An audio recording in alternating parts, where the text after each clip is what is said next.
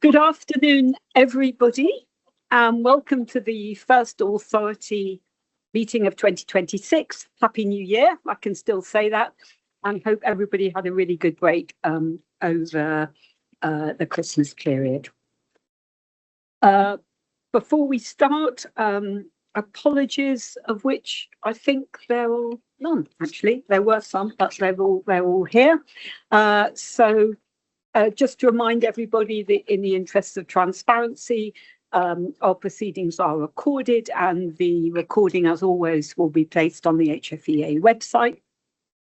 We also have some, as always, external observers online, and you are all very welcome. Nice to see you.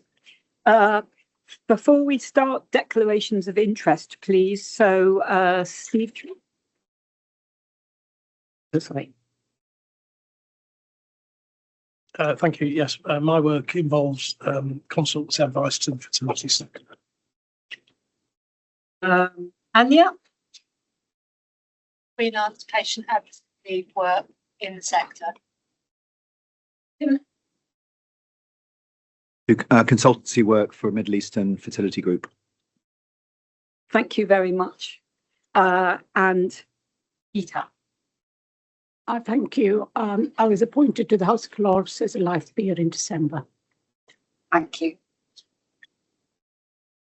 I was actually going to start off before you said that to congratulate Baroness Nargond of Wimbledon and say we are delighted, very proud of you, and I hope it's not too much work.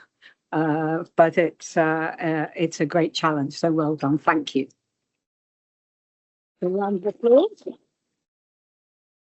Lovely. Right, so we start off, as always, approving the minutes of the previous meeting. This time we've actually got two sets of minutes to approve, the 5th of November and the 19th of November. I'm particularly grateful to Catherine for raising some important suggestions on the minutes of the 19th, which we've taken on board, and to others who've given us comments, but I think these are now in good shape. Can I now approve the minutes of both meetings, or does anybody have further comments? Lots of nods. Yep, fine, thank you. Matters arising. I've looked at the matters arriving on both sets of minutes, and either matters have been completed now or they are things that we are going to be discussing at the meeting, so we don't need to trouble ourselves further, I don't think. Next is, as always, the Chair and Chief Executive's report. So it was quite busy before the holidays with the sort of one thing and another, but in particular, Peter and I attended the Chair and CEO's ALB, the senior leaders meeting, and we met again and chatted with our new permanent secretary at the Department of Health and Social Care, who was very positive about our work, and I think would like to know more about what we do, and so we intend to meet with her to bring her up to date.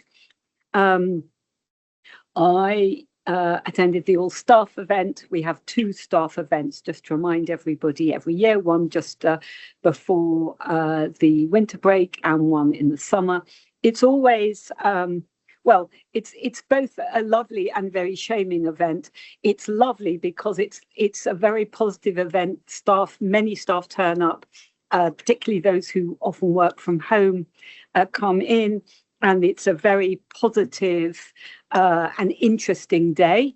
A sort of mixture of fun and information and discussions on shaming, because there's always an activity in the afternoon which I singularly fail to manage, which requires you to sort of open safes or attend quizzes or things, and quite beyond me. But I'm pleased to say that our staff manage very well, so that's a very encouraging sign. But it's lovely, and I know at the away day in November, our authority members thought it would be nice if some of them could attend the staff events to get to know some of the staff. And we thought probably not everybody, because it's a bit overwhelming, but maybe 2 or 3 members at a time in a sort of rotation for those who don't live too far away, something like that. So we will organise that before the event in July. And finally, from me, the Progress Educational Trust have an annual conference. I was asked to speak at it. Really quite tricky, actually, to sum up the whole day. I was the last speaker, but it was lively. There was quite a few questions. I think it went well. The feedback was overwhelmingly positive, so I think it was good, and it gave me an opportunity to showcase some of the things that we were doing, as well as and comment on some of the issues raised by the sector. So that was very positive. So that's me. Hand over to Peter. Thanks, Julia. I won't comment on the things you've already touched on. A couple of things to draw out. You'll know, I think I said before, that the Regulatory Horizons Council, which is related to the Regulatory Innovation Office, is doing a piece of work about IVGs, that's in vitro-derived gametes. The work's progressing well. I don't think they have a publication date yet, but I and colleagues here met with them in late November to sort of discuss progress. I think that'll be a kind of interesting publication, and more on that when I've got details. And in a similar sort of vein, just yesterday, I spoke at a conference entitled Embryo and Liminal Entities. But Rosamond and Francis also spoke at that conference, and this is an ongoing piece of work, partly bringing together lawyers, ethicists, scientists, regulators, policymakers, to kind of look at ways in which, if you like, our understanding of the embryo, which used to be such a straightforward thing, is sort of changing, and the pressures that's putting on the law. So there were papers on things like embryo models as well as IVGs and so on. It's very much it was very much an academic event, and I don't think there are sort of concrete actions I can report here. But I suspect it's one of a sequence of events. But I think what it points to is just that there is a wider, the sort of discussion you've been having about law reform and some of these scientific developments is being replicated elsewhere at perhaps an increasing level of intensity. But more on that, as it develops. So that's all I wanted to touch on at this stage, unless anyone's got any questions. Francis. Just to mention that the meeting yesterday is being written up by Catherine Wright. So in due course, there will be a summary paper, and if people are interested, maybe that's something that can be circulated to board members. I think it would be very helpful to circulate that, actually, Peter, if you could, because I think it would be great. Catherine. Thank you. I just wanted to ask whether on either from the all-staff event or more generally, are there any concerns or questions or suggestions from staff to the board? From the staff event, no. I mean, it was really the way it works is a sort of more roundup of the activities during the year and the staff survey, which was excellent, actually. Plus, as I say, some sort of fun activities. But I was able, I mean, I sat at a table with various members of staff, and I was able to talk to quite a lot of people. And as far as I could tell, it was people felt very positively. It's not an event where it's appropriate to have sort of in-depth discussions about things that are troubling people. But I would say, and it is worth recording here, I think, and I think we did mention it actually last time, that the staff survey results were extraordinarily good for any organisation, let alone of an ALB. Not only were the results positive, but more tellingly, I can't remember, Claire might remember, I can't remember how many people completed the survey, but it was an extraordinarily high percentage. And so I think that probably tells you that things are okay. Thank you. Claire. Sorry, Julia, just thinking from an equality and diversity perspective, because I'm the SMT lead on equality and diversity. We have a group of members of staff who are equality champions and have done training to kind of be equality champions, and they're looking at different activities. This is the second year of their existence as a group. One of the things I have talked to them about is what engagement they could have with the authority, either in private or in public. So that's something they're thinking about for the year ahead. They may or may not kind of take that up, but it's certainly on the agenda to consider. Good. I think that's very important, and you'll be guided by them. But if they want to interact with us more directly or whatever, I think we'd welcome that. Okay, so as you're aware, at every meeting we invite committee chairs where committees have met to give a quick download of their activities. So let's start with the Statutory Approvals Committee with Frances. Thank you. The committee has met 3 times since this board last met, and since the papers for this meeting were circulated, the minutes for our December meeting have been approved and gone out. You'll see we continue to receive a very wide range of applications for licensing of new Mendelian conditions. And for quite a number of these, there are other very, very similar conditions which we also consider for approval at the same time. We've talked in previous meetings about the workload of this committee and are now thinking of ways of addressing that. And a paper will be coming to a meeting, either the next one or the one after here, the next one, Claire tells me, with some suggestions as to how we could slightly reduce the burden for this particular committee, particularly with regard to some of the very straightforward special directions, which are generally non-controversial and don't necessarily need the sort of very detailed review by the many number of people who sit on this committee. The other piece of work that is ongoing is reviewing the suitability of all Mendelian disorders for which there is already a license, in terms of asking the question as to whether treatment has now improved so much that it might no longer be appropriate for that condition to be licensed if we could conclude that there is no longer a significant risk of serious disease, because that is the legal threshold that is required. So that work is ongoing, and a number of reviewers around the country are working their way through groups of conditions which have been clustered together according to the reviewer's particular interest and specialist expertise. And in and amongst that work, we will also be looking at the way in which chromosomal disorders are licensed, because at the moment, effectively, it's in one bucket. But that's something we are reviewing, given that technology now enables so much more testing to be done. Thank you. Thank you, Frances. I'm really pleased that you're doing a paper on trying to reduce the burden on committee meetings. Just so everybody's aware, I'm sure you are all aware, the committee meets every month. It's the most burdensome committee, if you like, or the one that requires the most time for members. So it's 12 meetings a year.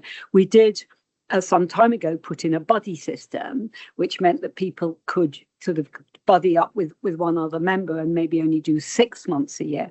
But even so, given that we're a limited group, it still really takes up a huge amount of time, mainly because there are so many papers and so many very complicated conditions that people have to get their heads around. So anything that can help reduce that burden, I think, will be good. So we look forward to it. It's really going to be important. Graham, Licence Committee. Thank you, Chair. You'll see that there was a very brief meeting in November, and we only met last Thursday for what turned out to be a rather longer meeting than we may have anticipated, given the length of the agenda. And since the minutes are not yet agreed, although there are 1 or 2 points I want to raise from that meeting, I think we'll wait until the minutes are produced before talking about some of the things that might arise from them. There's just one thing that struck me, it is worth recording, and that is that we had 3 observers at last Thursday's meeting, and over the course of the past year, observers have been asked for some written feedback following their observation of our proceedings, which we've included in the committee effectiveness reports. I mean, they're overwhelmingly positive. But it is also true that many of our observers, of course, are on their HFEA induction. And one of the things that has struck me in relation to trying to get some feedback on how well the committee is doing is that, of course, more experienced members of the HFEA staff are within certain limits and permissions able to come and observe a committee like Licence Committee. And although I don't want to waste people's time, it would be very good to have somebody or 1 or 2 really experienced observers of our committees giving feedback, as well as those who are new. Some of those who are new, of course, are very well conversant with the sector already, and so actually can give good feedback. But what I've noticed is that rarely do we have observers who are experienced members of the HFEA staff, and that's something that I think it would actually be very good for us all if our committees were observed by experienced members of staff occasionally.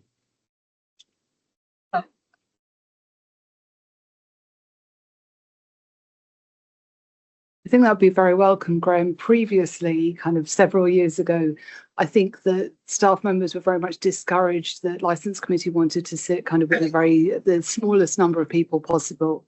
So that's very welcome, and certainly we can take that back. And I'm sure that many of long-serving members of staff would find that very helpful. So thank you. Any other comments for Graham? Okay, Catherine, for AGC. Thank you. In a pre-meet for the AGC alone, we decided against adopting the GIAA's or ALB alternate proportionate approach for our 26-27 audit, mainly because we weren't persuaded that it would give us better value for money. The agenda is inflexible, and it's not had very much testing in pilot. We also recommended to the executive that we seek an alternative DSPT supplier for 26-27, and that we consider going out to tender for the whole of our internal audit service from 27-28 onwards, since we've been with GIAA for 8 years and their costs have increased substantially during that time against the sector average. Within AGC proper, we were very pleased to hear the progress with the internal audit plan and to receive an indicative annual opinion of moderate, together with assurance from Andrew, our head of internal audit, that he's seen improvement in the quality of evidence provided by the HFEA in response to recommendations, which is huge credit to Tom Marunki and the whole team and the improved ways of working between us. Internal audit recommendations are now closing in timely fashion, with the expectation that everything, including the outstanding DSPT recommendations, will be complete by July 26, in line with what we've previously agreed. In external audit, we reviewed initial audit planning work, together with a review of lessons learned from last year, the actions agreed with the executive and how those improvements are going to be monitored. And we had an extended discussion around revenue risk and the degree to which the executive can give assurance about estimated income in the future. On the risk register, we discussed whether we should keep on the risk register things about which we can do little more than we already do to mitigate the reputational hit to us. For example, in information, the risk that increasing home DNA tests reveal data properly and correctly given out by us through the OTR team to be in fact wrong. Peter agreed that the exec should consider whether there's an alternative to the strategic risk register to keep these important matters at the forefront of our mind, thereby keeping the strategic risk register for the risks that we can actively mitigate. In the same vein, we looked at the potential financial impact on us of suspending a major clinic for good regulatory reason. We also agreed that we may now need to consider having a risk descriptor in relation to AI and how best to capture all that we're doing to keep ourselves well informed about the sector's use of AI, about government appetite, and about risks and opportunities arising. In digital projects, both Prism and Phoenix are working and progressing well. And as Julie has already mentioned, the HR annual report is excellent for the second year running. It's been shared with colleagues and actions have been formulated.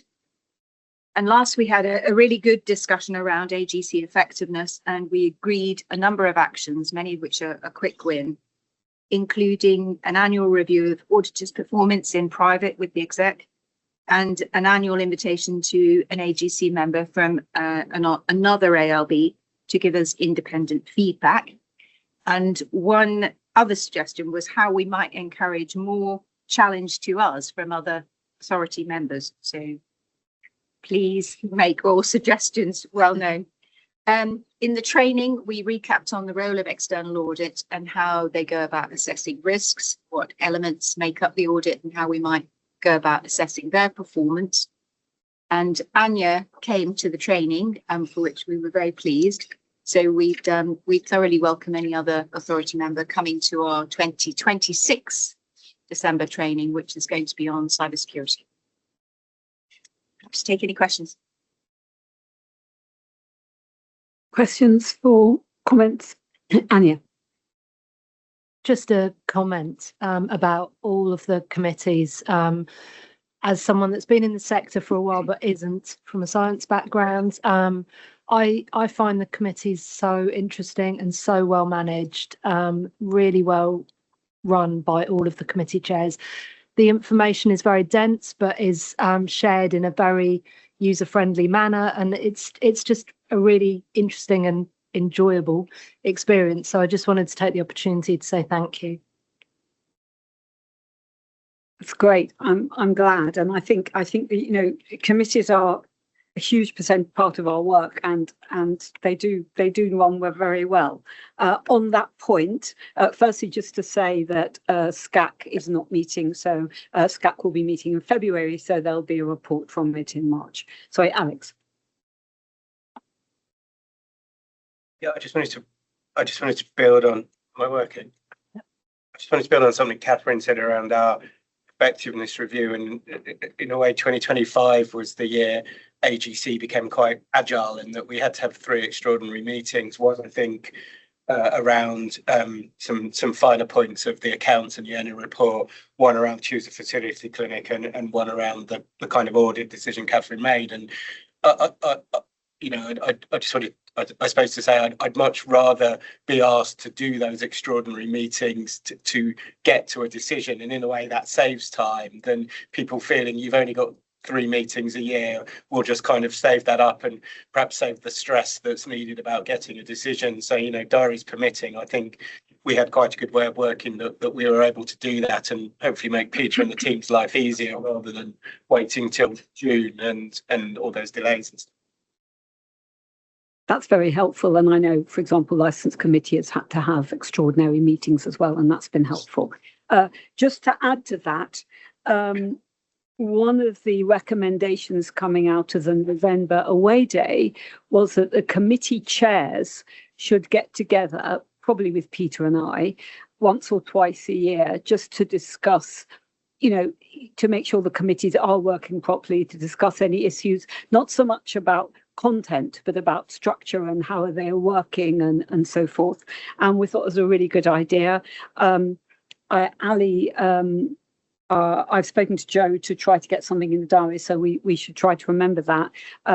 Probably, I was thinking that maybe we should do it before the March meeting, have a meeting before the March meeting, online, so hopefully convenient, and then probably again at the end of the year. if the committee chairs are happy with that, we'll send you an email about it. But that's what we would plan to do. And I think it would just be sort of square the circle, if you like, would be a positive to do it. Any other comments? Whatever. Okay. So now the performance report. As members know, at every meeting we consider the recent performance of ourselves as measured by the KPIs that we've agreed, and various members of SMT will report. So start with Peter, who gives us a general overview. Thanks, Julia. You'll know that we report normally on 19 key performance indicators. In summary, 10 of those are green, 2 are neutral in the sense that they tend not to fall into a red, amber, green category. They're sort of volume indicators. 4 are amber and 3 are red. I think that's a fairly consistent pattern. You can see from the graph on the screen that it sort of moves around that kind of number. And I don't think there's anything I need to draw to your attention in terms of structural sort of pressures, if you like, that the organisation is under. We've had for a number of months now occasional red pressures in inspection. It reflects sort of real workload issues, but crucially, as Rachel will no doubt say when she comments, is we're always green in terms of the end product. So despite the difficulties through the process, in terms of getting a license out within time, we always kind of make that up. If I think about the health of the organisation and look at a couple of the HR measures, sickness is just below our preferred level of 2.4%, and it should be 2.5%. But given coming through winter and the various coughs and colds and the like, I think that's pretty much as good as we could expect at the moment. And again, I don't think there are any sort of long-term sort of issues I need to draw your attention to.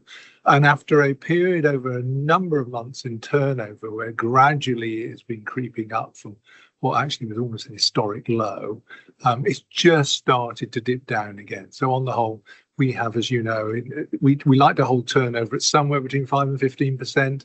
We're just at 13 and a bit percent at the moment, but I think we're in one of those cycles. So I don't have particular concerns about turnover either.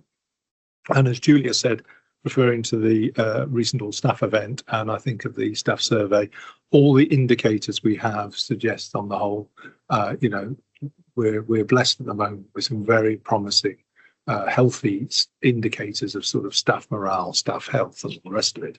One thing before I hand over to Claire, just to draw your attention to, is not in the KPIs, but I think it's a general performance point, is that House of Lords Industry and Regulation Committee currently has an inquiry into regulation and economic growth.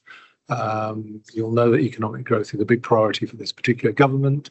And a big part of that work is looking at the extent to which regulators can encourage or indeed impinge on growth, impede growth. And we put a submission in, not because I think the HFEA is large enough to have a meaningful impact on growth per se, but I think our responsibilities and the way we regulate, or indeed the constraints on the way we regulate through the Act, are pertinent about the extent to which we can best support innovation, which can then lead to growth. And as you all know, the life sciences sector is, within the government's industrial strategy, one of those key sectors.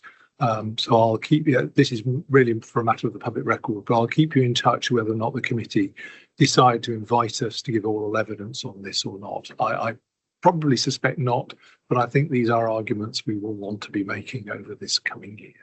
So unless anyone has got any questions on any of that, I'm happy to hand over to Claire. Any questions for this? Okay, Claire.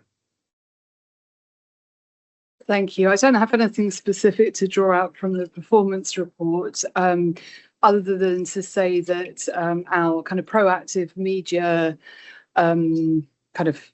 proactiveness, that's not a word, has slightly less at the end of last year, but we have continued to do some reactive media work as set out in the performance report. And at the very beginning of the year, we took part in a series on Women's Hour on BBC Radio 4 looking at solo motherhood, which was well received. Much of the end of last year and beginning of this year has been devoted to the Choose a Fertility Clinic update, which was, as far as my team's work, was an unplanned piece of work that we took on last year, and you'll hear more about that in the presentation from Kevin and then from me a bit later on.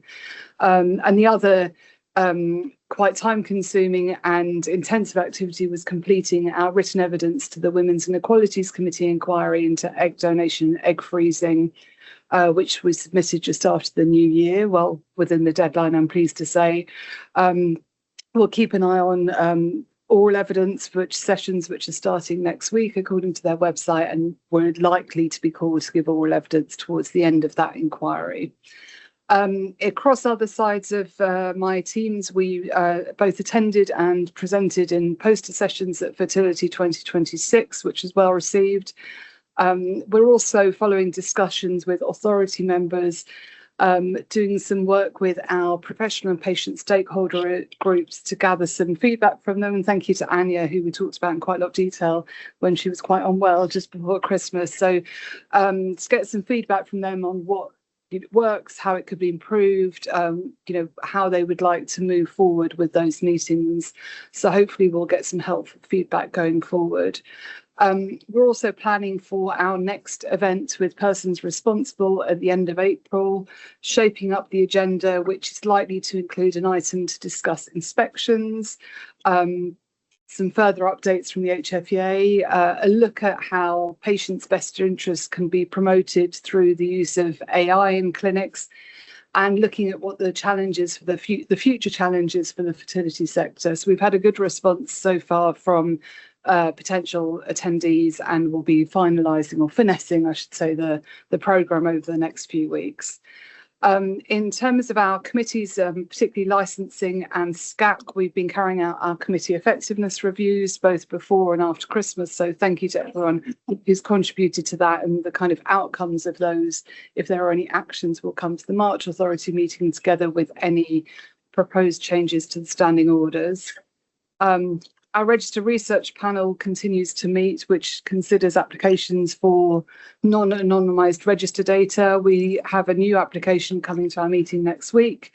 We're also considering the annual reports from the ongoing projects. So this is a statutory duty that they have to send us a report to say that they're actually continuing to work with the data.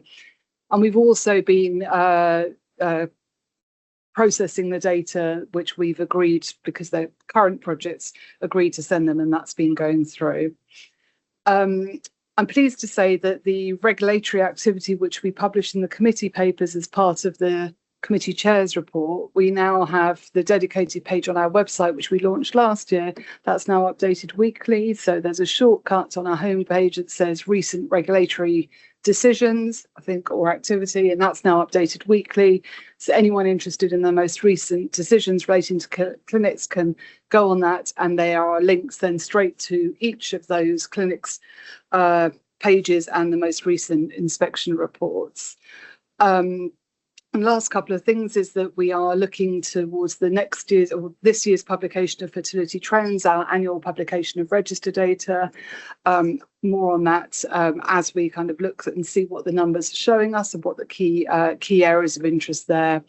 And as you mentioned, Julia, there hasn't been a SCAC meeting, but there is one the week after next, where items on the agenda include the important prioritisation of horizon scanning, what the committee is going to be looking at over the next 12 months and beyond, a paper on reproductive organoids, and a discussion on other things like artificial intelligence on the back of the discussion the authority had in November on AI. Lastly, I just wanted to note, this was in Clinic Focus, but just before Christmas in the December Clinic Focus, we published a piece that the Committee of Advertising Practice, which is part of the Advertising Standards Authority, did, where they had published a report on compliance of advertising in the fertility sector. So I encourage anyone who's watching or listening to have a look at that December issue of Clinic Focus, and you can see that the Advertising Standards Authority looked at nearly 3,000 adverts and found actually quite a high level of compliance within the fertility sector with the joint HFEA ASA guidance on advertising fertility services. So that's a rare bit of regulatory good news, I think. Thanks, Claire. Any comments, questions for Claire on any of that? No? Okay, so let's turn to Rachel. Thank you. I'll just mention OTR opening the register to start with. You'll note from the performance report that in December we processed slightly fewer OTRs than usual. 80 were closed, where our target is normally 110. But we did still reduce the waiting list, although it wasn't quite at our target at 40, it still was reduced. The reason for this was due to annual leave and the Christmas period, with the team taking Christmas to New Year off. And we also had one member of the team that was on jury service for 2 weeks. So there are valid reasons why we didn't process so quickly. But I think the positive thing to take from that is that we are still lowering the waiting list, and, information was still provided to 80 applicants, which, is still a lot more than we used to be able to do.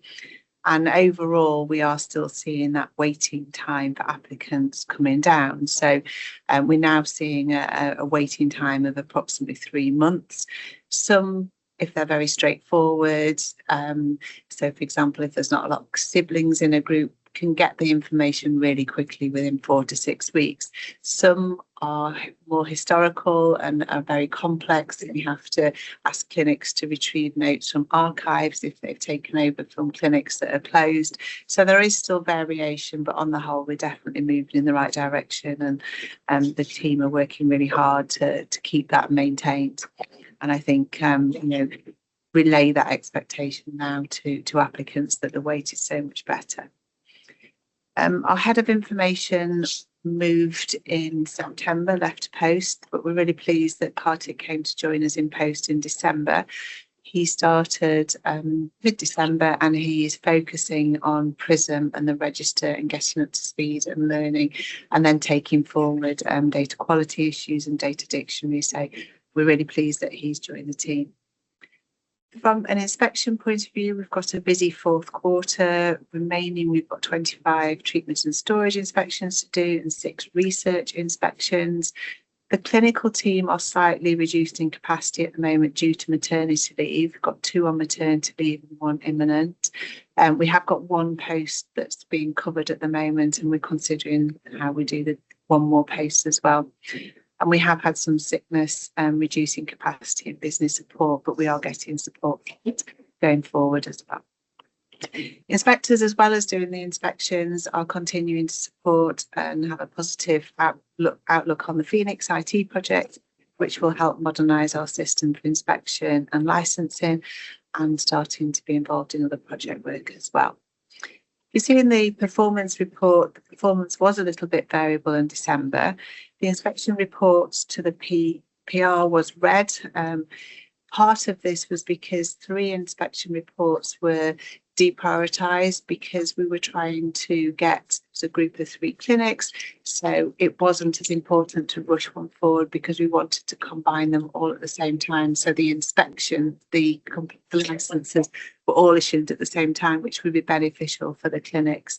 So there is reasons for that. And as Peter said earlier, where we have seen delays with PRs, this is often because they are complex and there's valid reasons to do that. The most important KPI to look at is that the end-to-end licensing, and that was green. So no clinic was delayed or had a problem with the license because of any delays upstream. And this finally, I thought I'd mention Fertility 1026, which I went to. I actually presented in a session on research and outlined how the HFEA regulates research and what our law proposes for. It was very well received, and there was a very good and positive Q&A that I took part in at the end. Claire mentioned that we also had posters from our intelligence team there. The theme of the conference was Shaping the Future, and there were quite a few interesting lectures that are relative to us, such as the use of AI and robotics in the laboratory. And I think one of the most important aspects of attending Fertility 26 is being able to network and talk to many staff, which I had ample opportunity to do over the few days I was there. Thank you. So questions, Catherine?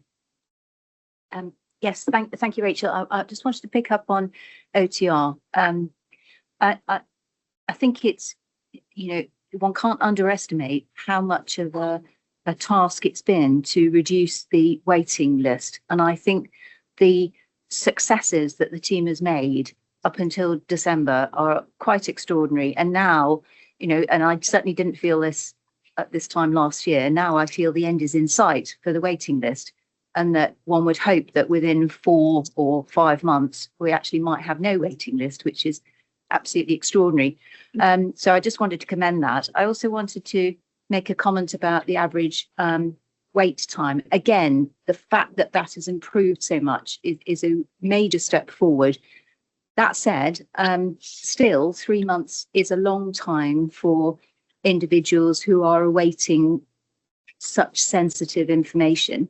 Would you hope that, notwithstanding the point that you made about the variability and the complexity of different applications, would you hope that once the waiting list is cleared, that 3 months might come down even further as an average time? I think would hope for it to come down a little bit. I think there will always be, I think 6 to 8 weeks is an ideal place where we'd perhaps like to be, because that's what we can achieve now when we do have less complex routine. I think I mentioned at the last authority that we've been seeing increasing problems with clinics requesting to our double checks that we ask them to do. So we are going to do a clinic focus reminding them of that.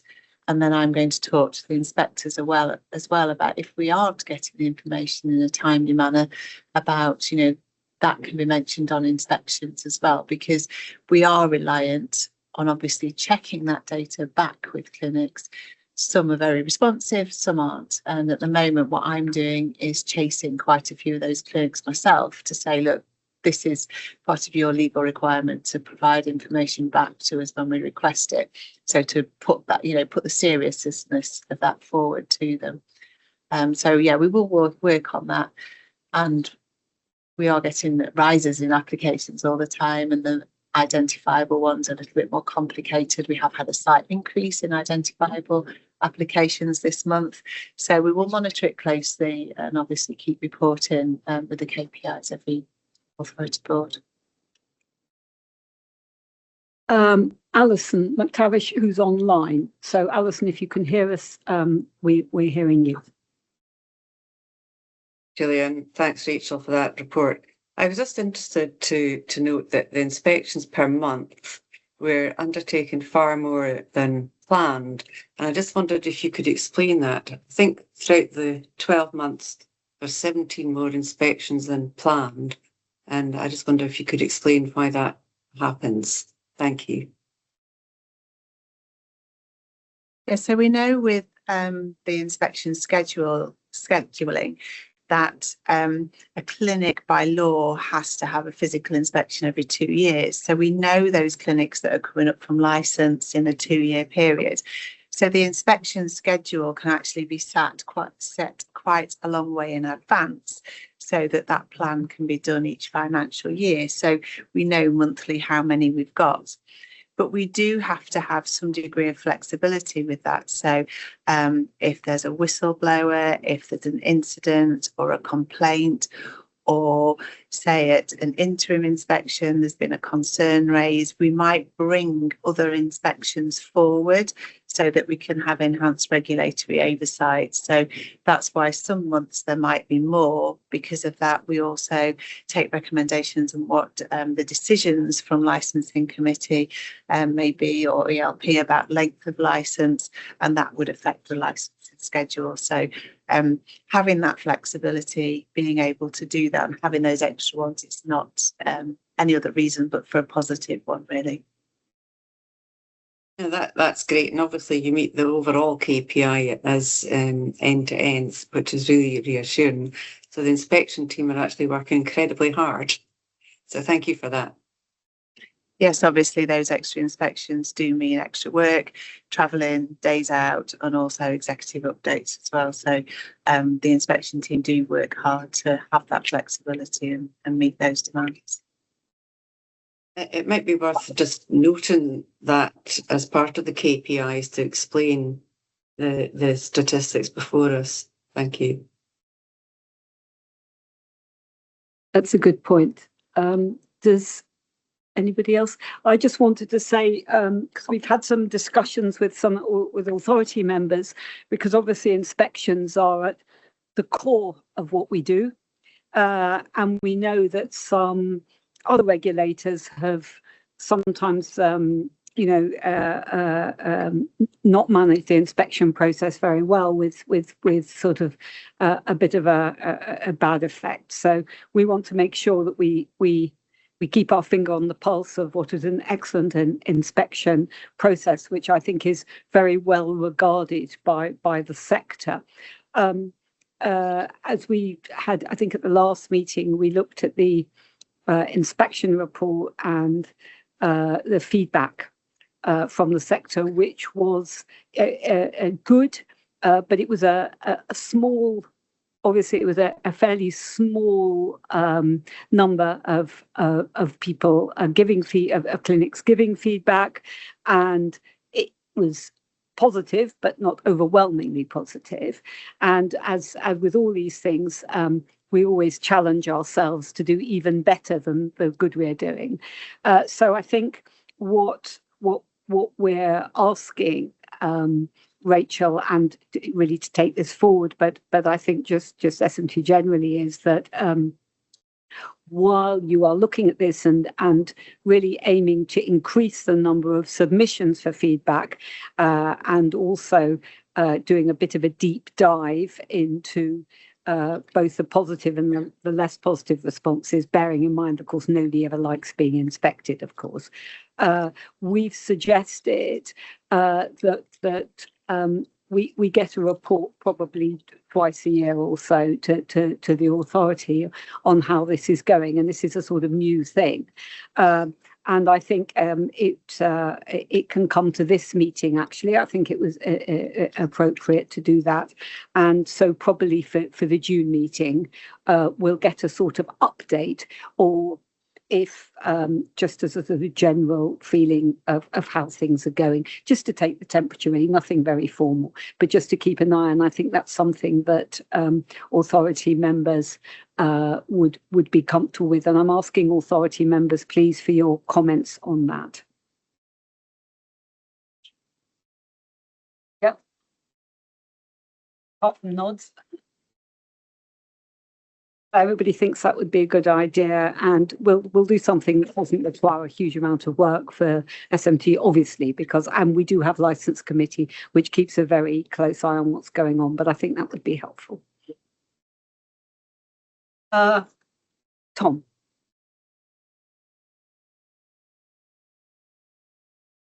Thank you, Chair. I'll start with an update from the planning and governance team. An internal audit of our risk management strategy is now completed, with some recommendations that we'll discuss with AGC in February. It's a really busy time of year for the team, with a number of annual tasks that we need to complete, including finalising the business plan, as you're aware, finalising our framework agreement with the department, working with licensing team to help recruit to the appeals and reps committees.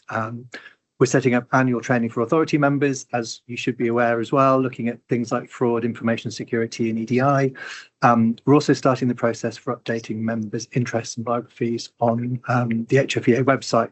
Finally, we've also got a big task at the moment, setting up the calendar of meetings for 2027. I think we need to set up around 70 meetings, which is a big task. Thankfully, we've got an amazing team who make things like this look quite easy. Regarding the IT team, there's still a huge focus on Phoenix, the Phoenix program, which is progressing really well. I think Luke's providing a detailed update later in the agenda. On cyber, we had an initial meeting with our new cybersecurity consultants last week, with work starting in earnest next week. This is really going to review our cybersecurity posture, and really help us to kind of develop our approach to cyber that's appropriate for an organisation of our size.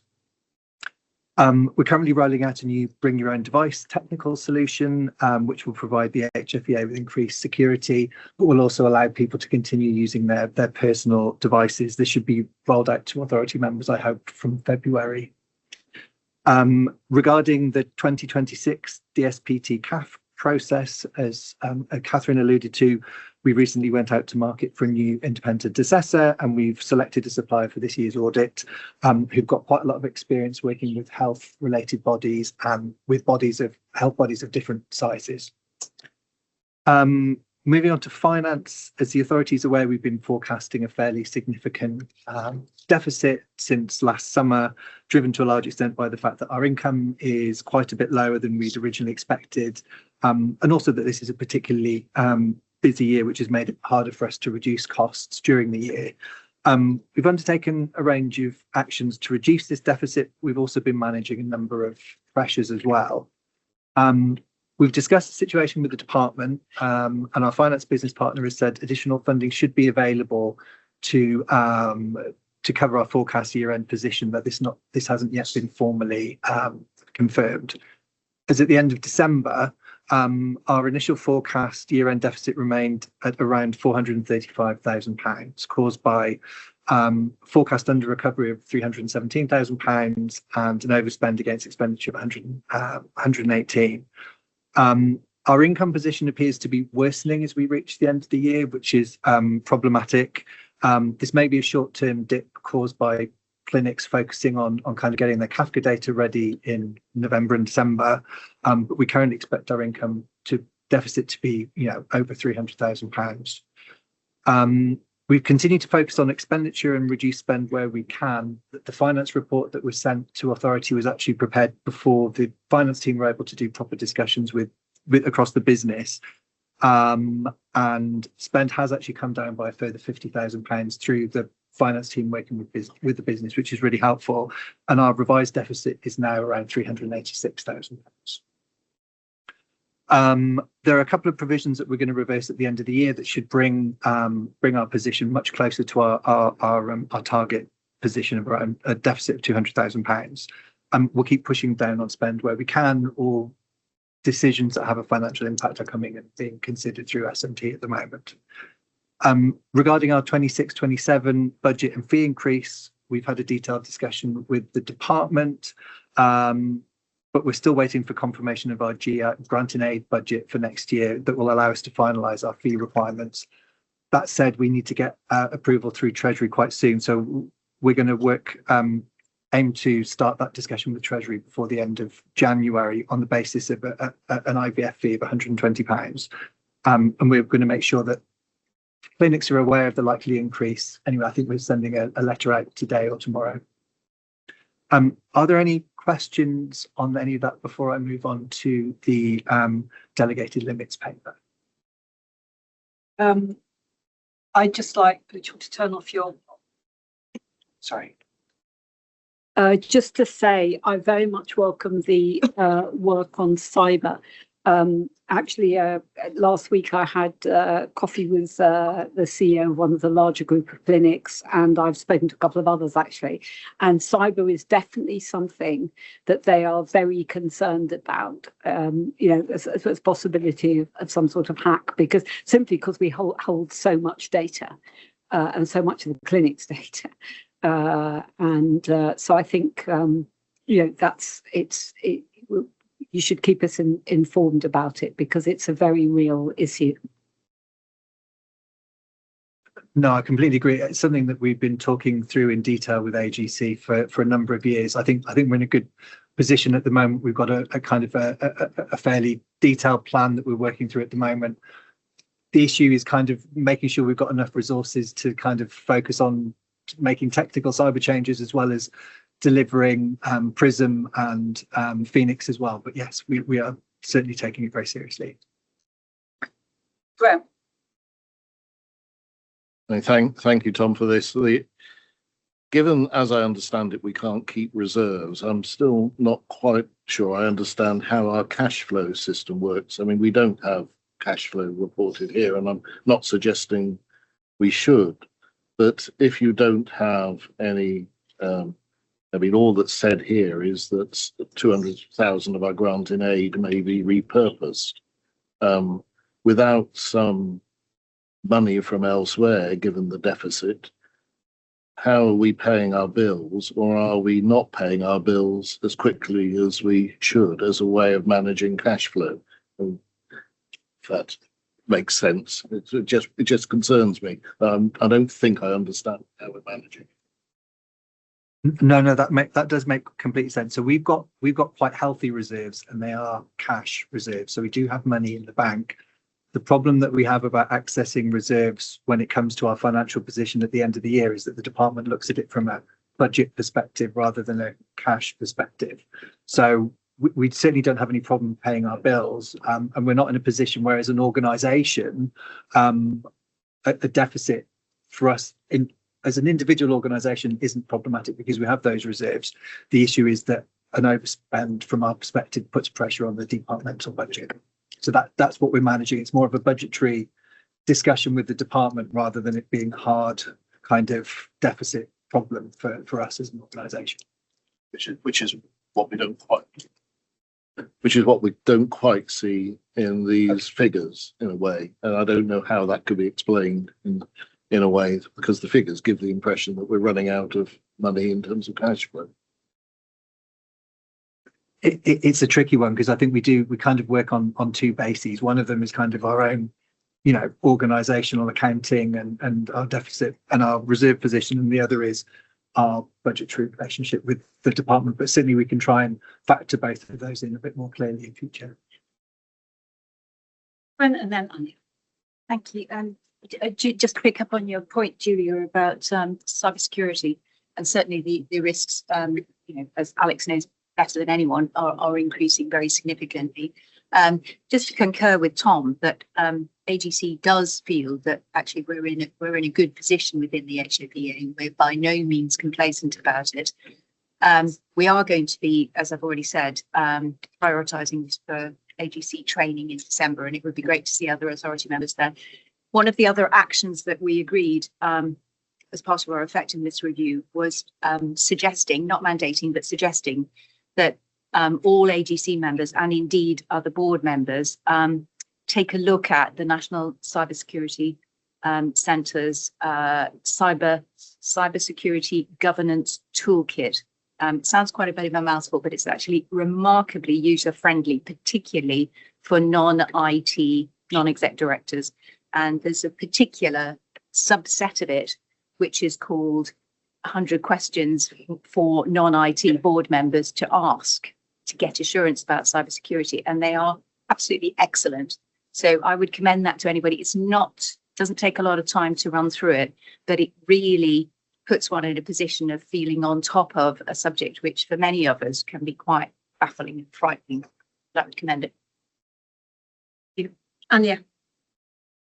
Mine's on cybersecurity as well, but it was just to pick up on the very obvious point that this is going to be an increasingly anxious patient cohort around these kind of issues. And I do note that we were good with comms around how we can support and help with that. But I wonder about just little and often a reassurance piece for the public that this is an area that we are looking into and aware of and monitoring because of the level of patient anxiety around this.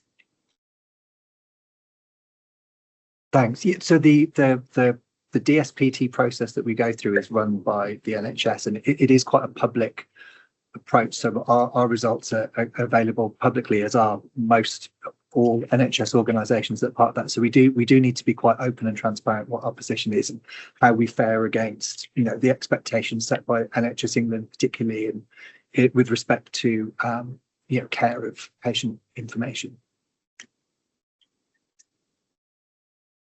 I agree with Anya's point, and I suppose I'm reiterating a point I made at the last authority when we talked about AI, that the vulnerabilities for cyber for at the clinic side won't necessarily be the clinics. It will be the suppliers that they are engaging to do electronic patient records or anything else. And I mentioned in the last meeting, the NHS does have two very good standards called DCB 0129 and DCB 0160 that I was pleased to see got minuted, which are standards for when the NHS is using suppliers to hit cybersecurity standards. So you cannot supply to the NHS unless you have DCB 0129. I won't bore you with the details, but being in the the same world as the NHS, I would urge us to look at whether we could suggest clinics apply to those standards rather than reinventing the wheel, because it's been thought of very seriously. And I would suggest, as an NHS trust can only buy an electronic patient record that has those standards, for example, perhaps a clinic outside the NHS should also adhere to those standards. I can pick up in more details online, but I think my point is the work has been done by our colleagues in the NHS very extensively, and we could learn from them rather than invent it. I mean,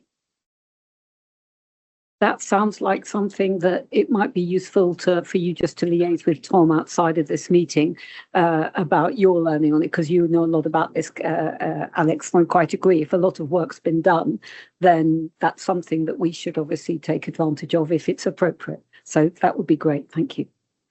Okay, Tom, I think anything else for Tom before we move on to the increase in delegation limits? No, okay, Tom, back to you. So hopefully you'll have seen Monkey's paper requesting a change in delegated limits. Those limits haven't been amended for a number of years, over 10 years, and are lower than they should be considering inflation, and lower in comparison to other ALBs. This paper effectively requests to increase mine and Peter's limit for sign off on expenditure from £500,000 to £800,000. Just a decision. Is everybody, all those in favour, just nod, raise your hand, whatever. Tom, did you want to say something? I did. Thanks. I just wanted to ask if it was enough. I think so. I mean, we had one contract that was slightly over our current delegated limit last year. I can't see us signing another contract as big as that within the next couple of years. So I think this is fine. On that basis, everybody happy? Lots of nods around the table. Yeah. Okay, great. Thank you very much. So, Tom, you have your delegation, or your new limits for delegation. Right. So I think that's it on the performance report. Unless anybody wants to raise anything else. No, great. So now we come to an item on the strategic risk register. Those members who haven't joined recently will know that we look at this twice a year, just to make sure that it's up to date and we've got the right things on it. So now's that time of year, and I'm going to ask Sophie, who's our head of planning governance, to take us through. Thank you, Sophie.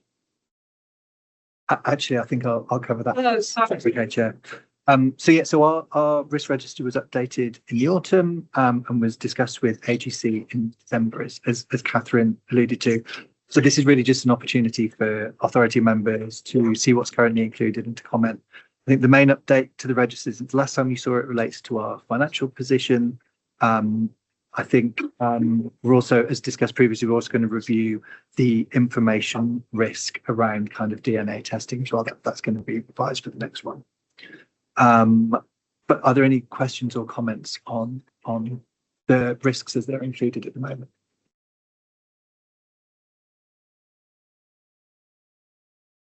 Anybody got any comments or that? I mean, there are the main risks. The Phoenix project, we're going to be talking about cyber. We've just talked about finance. We've just talked about. I think there's nothing else on security or anything like that that we haven't discussed. Or so, if everyone, I mean, basically, we just need to note that the register is what it is. Make sure there's nothing else that should be on it that we feel should be on it. It goes to AGC as well, so I don't think we need to worry if they're raised in the thing. And I think Other than that, we all happy? Great, thank you. So the next item is the Phoenix program, so called, which we'll know about. I was going to say, I don't know that Luke's here. Hang on, you're all running ahead of me. What I was going to say was, let me finish, that at the last away day anyway, it was suggested that we have a comfort break in the middle of the meeting because people wanted it.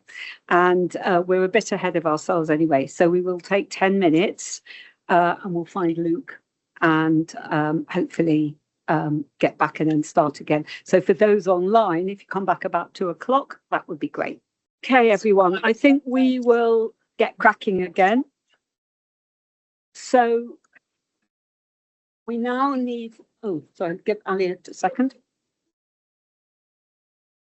We're now going to have an update on the Phoenix program, very aptly named. It's the IT program which replaces our inspection scheduling system, Epicenter, and some of our electronic record systems. And this, as you remember, we were in quite a bad position before we started in a system, which was, I think, bits of the system were no longer going to be supported by Microsoft and was about to fall over. And therefore, we had rather urgently to have a replacement. I suspect, hence the nickname of the Phoenix program for obvious reasons. But it's cracking on at pace, I'm glad to report. And Luke is here, Luke Rideau, who's the IT project manager for this project. I think most of you have met Luke, and we're going to ask him to update us. Luke, all yours. Thank you, Julia. Yes, I came to Authority on 21st of May last year, exactly 8 months ago.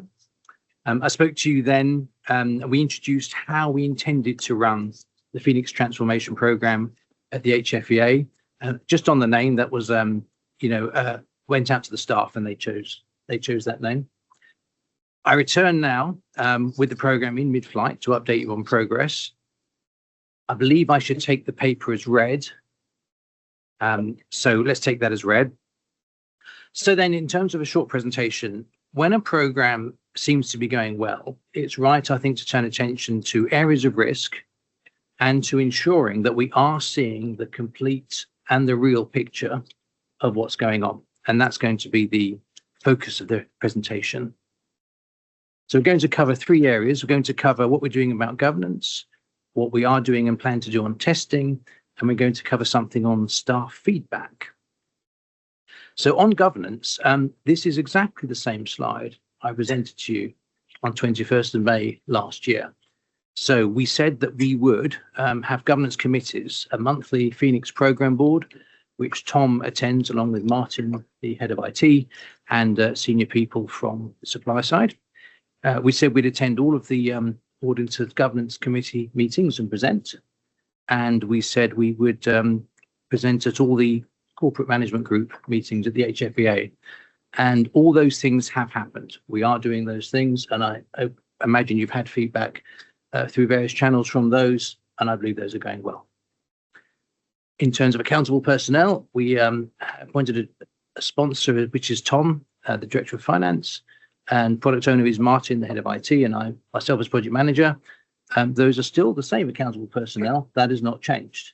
And that is relevant because it's when those personnel change that is a risk point for major programs, because people get different views, maybe conflicting views of what should happen. And we also said we would do weekly updates to everybody. And I think I probably listed out that those would go not just to everyone, but that everyone would see that everyone was getting the same update. So Peter gets the same update as any member of the HFEA that I've included, down to the most junior developer on the supply side, for openness and transparency.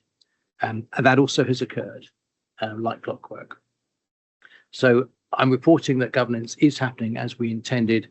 I believe personally that that's a very strong level of governance. I hope the feedback you're getting reflects that. So the second of the three areas I want to address is testing. So testing is a key way of de-risking the final product that we will bring to the HFEA. It's important with a program like this that one has different phases and different approaches coming at different angles to the product of testing, because testing is a statistical thing. We'll never get rid of every single bug in a system, but by this method, we should get rid of most of them, if not nearly all of them, and certainly the big ones should be found. So if I just tick you through the phases here, the supplier themselves do quality assurance, which is what they call the testing that they do before they bring a product to us, any part of the system to look at. Also, they've been giving us demonstrations of early builds. Anyone in the HFEA can attend those, but particularly we encourage the experts in the relevant areas to come. We've had some good initial feedback from those, some little changes or steers that help mean the product, when it finally comes to us to actually test it properly, is much closer to what we want it to be. This saves time and also gives you a better end product in the end. After those, of course, we do get a product that we're going to test. So small pieces which are being delivered to us, for instance, individual portal forms that clinics use, or individual functions such as to book an inspection in Dynamics. As those come to us, we do user acceptance testing, which largely at the moment is an IT person guiding the HFEA subject matter experts, getting feedback, logging, bugs or changes that we want to make. That will continue, that's happening, and that will continue to happen until we've had all the deliveries come to us. Then moving to a different aspect, so with SharePoint, which we're beginning now to configure a demonstration or test environment, we in IT and information governance will do some technical testing that it behaves in the way that we want it to. This is a product, so we're testing something that's being configured. We don't expect it to fail in any great sense, but of course configurations can be right or wrong, and we will be testing that.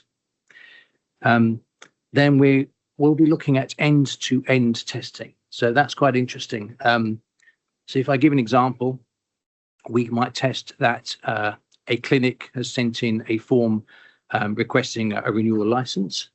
So that will be testing from the portal into Dynamics. Then we test that in Dynamics, users can schedule the inspection that needs to occur, and that will be placing documents into SharePoint automatically, reflecting that that inspection will occur. Then it comes back and it goes to licensing, and there'll be documents shared into SharePoint around the license that's granted, or if there's been an issue around it, and Dynamics getting updated to reflect potentially the status of that clinic being renewed with their license. So that's quite a long story. We can't test that now. We don't have all those parts, but once we have them all individually tested, we can test end to end. And that's a key phase that we have in the plan. There will, of course, not yet finished, sorry. There will, of course, be security testing. So what we call penetration testing normally in technical terms, a third party expert in this area proving that we don't have great big gaps that make it easy for people to hack into a system. Not that they can never give 100% assurance, but there are many, many basic things we can get right that make it much more secure than not. And finally, one tends on these programs to have a small set of tests, which we call smoke testing. So imagine that we're a day from launch and we just want to check that we is basically there without testing end to end, because you can't test everything in a short period of time. So you define a set of tests called a smoke test and tend to keep those. So before launch, run them, just after launch, run them. And then later on, when you're doing changes, again, run them. So that's a constant assurance that basically we haven't broken anything big with a short amount of time given to that. So that's our approach for testing. Then coming to the last of the three areas, so staff feedback. So I'll just begin by talking about this slide here, which again is exactly the same slide I presented on the 21st of May last year, reflecting who the stakeholders are for the Phoenix program, which largely is the HFEA staff. Obviously, we have the suppliers, and obviously we do have the clinics, but the main usage of the systems most of the time will be by those departments in the HFEA. So clearly their views and their sentiments about the Phoenix program are paramount, because we need their active engagement to take these things on board and work with the new systems. We thought we would ask them. There was an all-staff day in December last year, and we asked them please to give us on a post-it your main hope for what you think Phoenix will deliver for you, whatever that might be, and on another post-it your main concern or fear, what might go wrong, what is going wrong, whatever you think is not good potentially about Phoenix. All anonymized, of course. This came through groups and so on, and we summarize this. And if I go through first of all the hopes of what they would like to see: usability and ease of navigation, efficiency and time saving in their own processes, systems that are reliable, stable, and sufficiently fast performance. They'd like information management and a single source of truth. One of the challenges they face right now: where do you go for certain information when it's not in one system? And the ability to search and track and find information they need. Those were the broad themes of what their hopes are. If we go to the next slide, please. And then their fears and their concerns. So concern that we might lose some data or lose traceability while we migrate the data over. That the new system might be hard to use, might be complex, might not do the job properly. They might not be able to do search, or integration between systems might not work properly, or we might even miss some gaps. We miss some areas of functionality that should be there. There was concern about the impact of change, the learning curve on the staff, the adoption challenge, which any major change causes, particularly staff where much of their working day is spent on the current systems. Then that's a big change to their working life when you present them with new systems they're going to have to use instead. And the last one was interesting. So vendor dependency, we are going with a Microsoft set of tools. So we are going to be linked to one vendor. There is, of course, a risk of costs that goes with that. I would reflect that I think the UK government largely has taken that bet in a much bigger space in many other areas, but fair enough that is a concern that was raised. And there was also requests about post-live support and any system-specific issues that might arise. So when I looked at the concerns, what struck me mainly was what is not there. What has not been raised as a concern. So no one has said, we've seen bits of it and it's broken. We really think this is not going to work. No one said that. No one gave any indication that things we're communicating or the things we think we're communicating are different to what they think. No one said they are not listening to us. And we've all been around programs where maybe things are not going well. And one indicator of that is that the staff on the ground don't feel listened to because the words coming from the people running it are very different to what their experience is. So while there's no room for complacency, I think we did get evidence there that we are reasonably seeing the picture the way the staff see it. All of their concerns are exactly the things we're working to address by doing the programme well, correctly, right. And until we've delivered them, all those concerns are valid because we haven't delivered yet. So last slide. So that is it really. I wanted to present purely around risk mitigation and seeing the real picture. I think we're doing a reasonable job of that, but I'm very happy to take any questions on the presentation, on the paper, or on the programme as a whole. Thank you. So thank you, Luke. That was a very helpful update. And I think I just want to take this opportunity to say thank you very much, sparing your blushes, because it's been a sort of, as all these things always are, something of a nightmare and very complicated. And, you know, it's been handled really well. So thank you very much indeed. We're most appreciative. Right. Comments? Or questions, Catherine?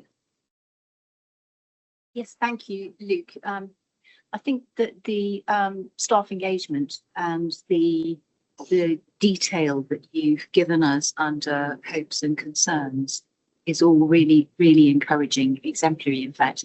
But I just wanted to ask about something that you had on your penultimate slide right at the bottom, which was concerns about post-live support. And on all of the appendix timeline documents that you show us at AGC, you haven't said anything about post-live support. So within the current budget prediction, how much post-life support is there and of what nature?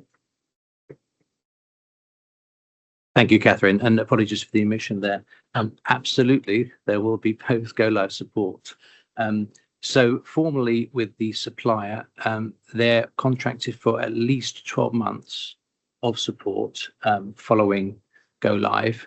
And we would, of course, make that a little bit faster in the first weeks and months because people have more issues and there are more challenges in that time. But essentially, there's a year in the plan, in the budget of support. We would need support forever. Forgive me, systems like this, it's rather like a baby, you know, just because the baby's come doesn't mean we stop. You know, it needs care and attention, you know, throughout the lifespan. But essentially, yes, support is absolutely there for a year. And I believe we then carry on as a business as usual funded support. I'm looking at Tom here, as a thing that you would carry on doing. And you wouldn't be tied to the supplier CEOX because these are Microsoft tools. There are other suppliers if you wish, which is one of the advantages of going with someone like Microsoft.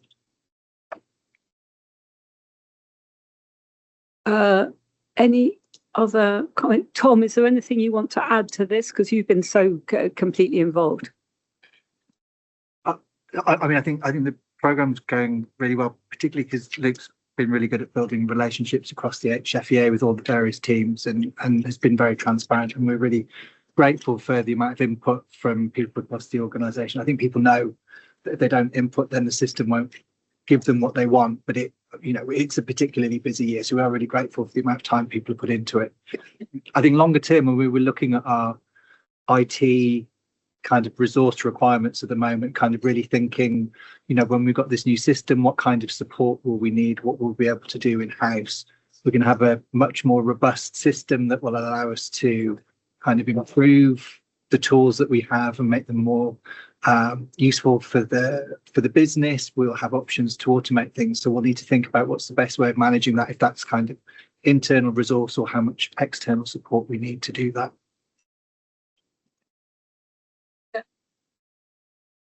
Thanks, Julia. Just to build on what Tom said and sort of, if you like, in terms of our assurances to you as a board.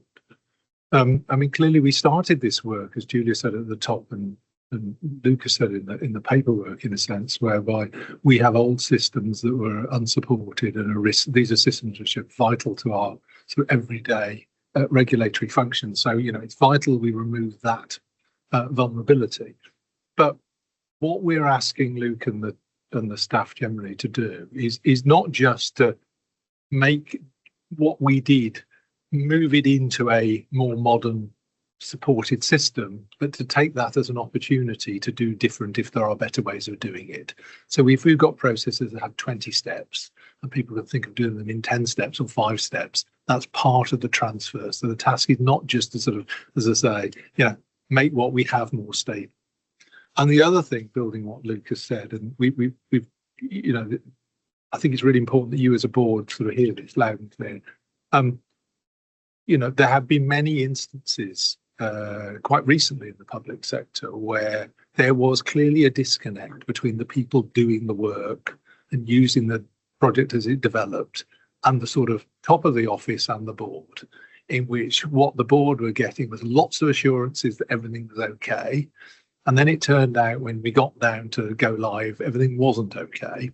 And the sort of lessons learned on all that really sort of says, there were people in the organisation who knew it wasn't okay. And either they weren't listened to or they didn't believe they would be listened to or what have you. So, Luke sends out these regular messages. We try and repeat regularly. If people have problems, we want to hear them.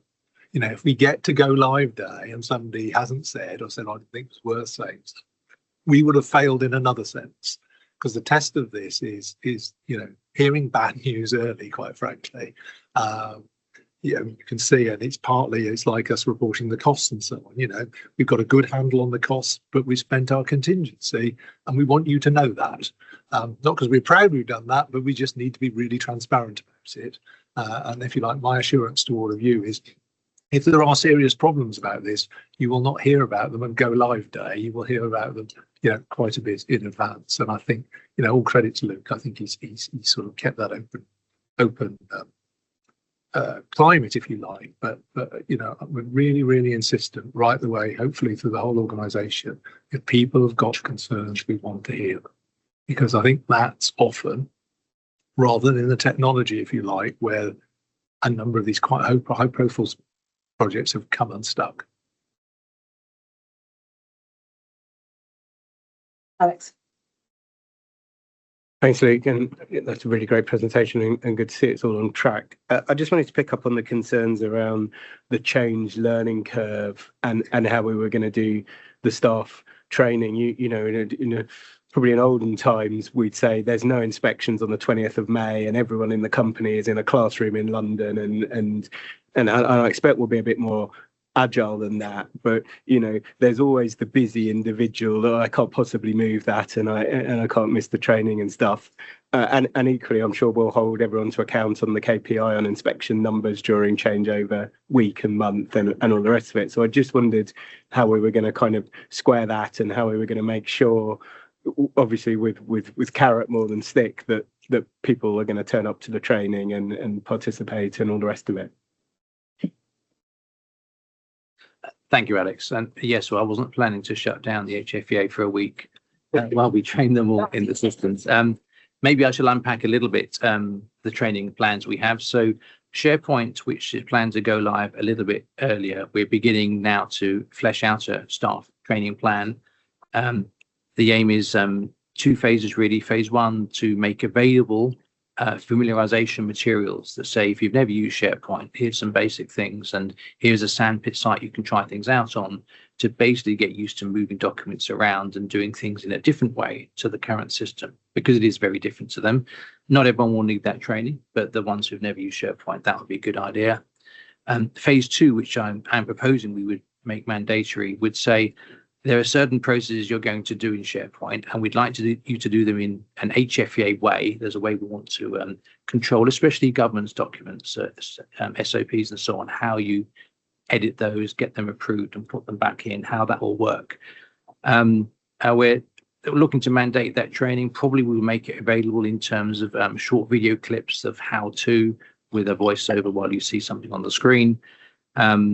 And again, the sandpit area where you can go and try these things out. So then people will be able to choose when in their working schedules across the months they wish to do that training. So from the SharePoint point of view, I don't think there's an issue in terms of it all happening at the last minute. And indeed, we'd aim to keep those materials on the sandpit site, if we can, live, potentially forever, so the new starters also have access to those, and people can go and revisit if they didn't need to use these systems for a while and then find the need.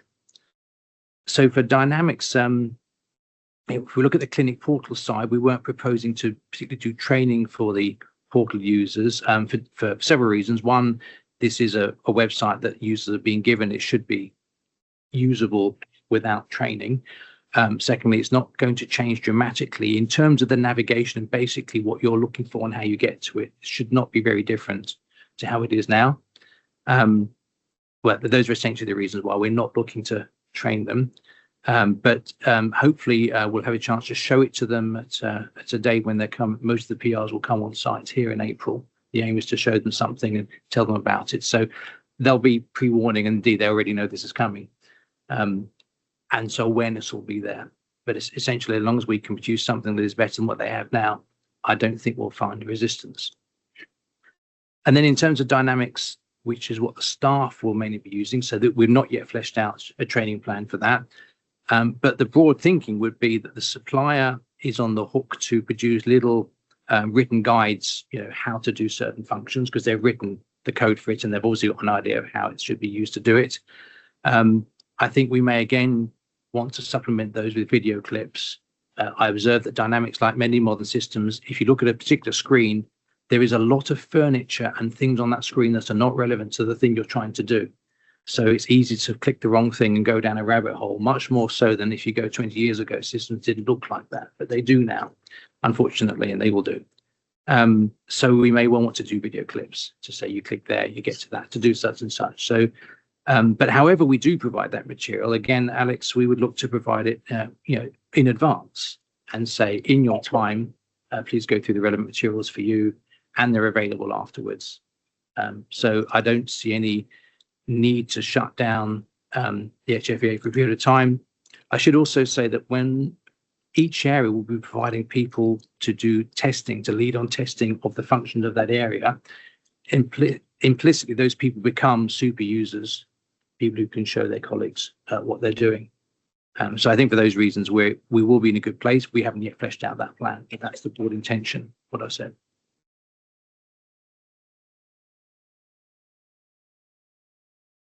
Thank you very much. I mean, having lived through several of these during my lifetime, as it were, you know, it is getting staff engagement, getting the user engagement is one of the hardest things, you know, with everybody well-meaning and wanting to do it, but it's difficult and problematic and what have you.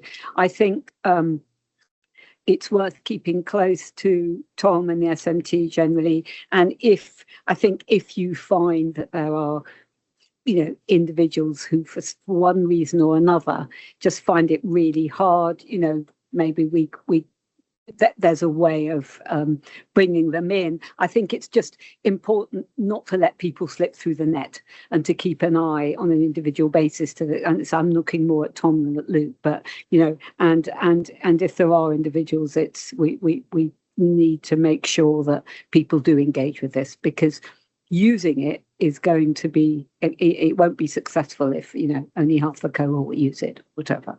That's the first thing. The second thing, very positively, I think Peter's comment on this is, you know, if you like, the new system is the enabler, not the end. You made that point, Luke. You know, this is not the end of the process. This is the enabling process, which will allow us to be more agile, do things better, quicker, you know, looking at all different things over time. And I'm, you know, really excited about that. And I think there may be members of the authority who would want to engage with that. And I think certainly I'm looking at Alex, who, you know, please, on his behalf, I'm saying feel free to be in touch with him in order to, he's nodding, good, because this is really important. And what I'd like to suggest is perhaps coming back to this group in the June meeting, just with an update. It doesn't have to be very long, but just to let us know how the bedding in has gone, what the bugs are, the engagement, because this is really important. And I think, you know, for us to engage with it, for us to be happy, as Peter said, I think it'd be jolly useful. And that's the sort of good time frame, 6 months. Does that sound, or before if you want? I mean, you know, you that should be just before we go live, I think. So assuming there's no slippage or anything, then we should be, you know, reaching the point where we're ready to press. Will be good. Go. Okay, so I think that's a good point, but we'll keep it under, I mean, you know, we'll keep it under observation. I was just going to say June will be, if we're on track, it'll be an exciting time. I may not know how it's bedded in yet because we may be doing that, but I'm very happy to come and give an update in June if you wish. Yeah. Luke, thank you very much indeed. And Tom, thanks, and the team. This is a great piece of work, and not before time that we've been able to get hold of it. It's great. Okay, so the last substantive item on CAFCA, due to Fertility Clinic. As you know, the updated final, the new CAFCA was published on 6th of January. It's a very significant step forward because quite a lot of the data that had been there previously, I think it had been not really properly updated since about 2018, and it provides patients with really quality and up-to-date clinic level performance data, which is really important. Today, we want to just take stock of that work. It was a lot of work just before the Christmas period, led by Kevin Hudson, who's online and going to provide an overview as to not only how the process went, but also the future, both in terms of the next CAFCA update and perhaps, you know, on the data, so few comments on sort of data accuracy and a few of the bug issues, which we're now going to iron out. Just before he starts, I can see Kevin there online. I do want to take this opportunity to thank Kevin very much. I don't know if all the authority members, some of you do know, this was not straightforward. It was really tricky. Getting the information was tricky.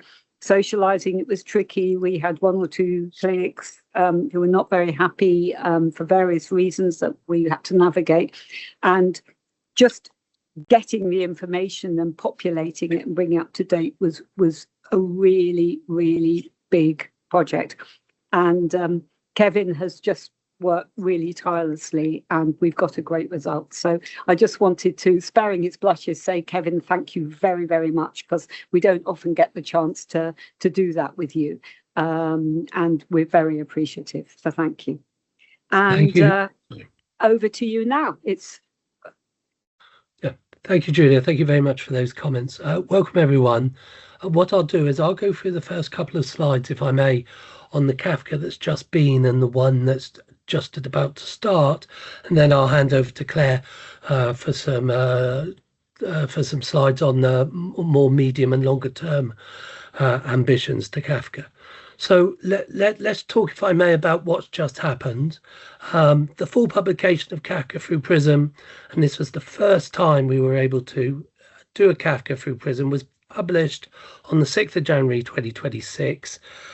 During the summer and autumn leading up to it, we worked to verify data for 2023 and 2024 with all the clinics that are out there. 84 clinics, that's 96% of all clinics, signed off their data in December 2025.